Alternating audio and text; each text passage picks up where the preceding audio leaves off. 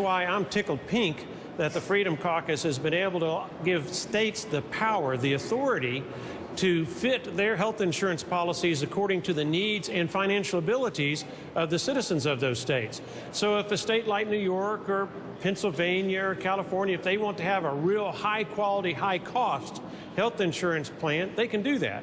So well, other states that have less income, we can revert to something back.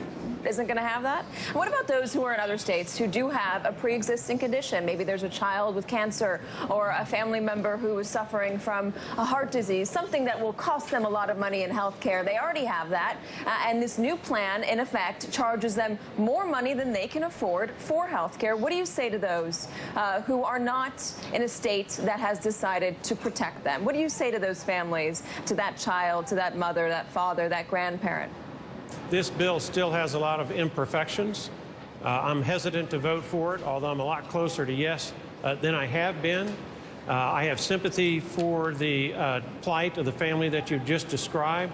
But at the same time, if you went with what I want, and that is a states' rights approach, that family state could decide what their citizens can afford in the way of pre-existing conditions. And I believe in a states' rights approach that is much better. Is the choice the family has basically to move out of that state? Is that what you're saying? No, I'm not saying that. What I am saying is that different states have different abilities to pay for different things. And if you require a high-cost health insurance program that has a lot of mandates that force those high costs on American consumers, some states, the cost is going to be so high that you're going to see families having no insurance because they cannot afford it. So we have to balance that versus all the other needs in the healthcare industry in the United States of America with respect to all of our citizens. And quite frankly, it's a very difficult thing to come up with the right mix.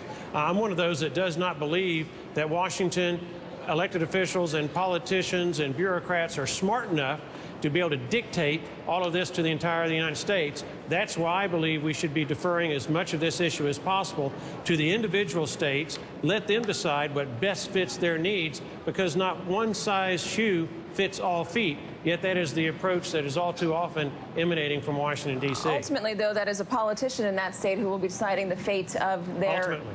Yeah, well, that's still the same thing, is it not? Well, I have much greater faith and confidence in the ability of a local elected official, a state legislator, or a governor of a state to be more closely in tune with what a state's abilities are, what the citizens can afford to buy, than I am with a one-size-fits-all feet approach at the federal government level.